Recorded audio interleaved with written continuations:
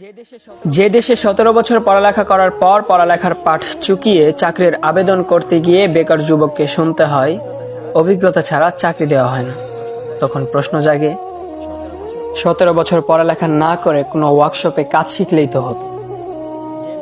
যে দেশে পাশ করার 4 বছরের মধ্যে বিয়ে করতে গেলে পাত্রীর মা প্রতিষ্ঠিত পাত্রের দোহাই দিয়ে বিদায় করে দেয়, তখনও প্রশ্ন আসে 17 বছর পড়ালেখা না করে ব্যবসার চিন্তা করলেই তো হতো, কারি কারি টাকা থাকতো।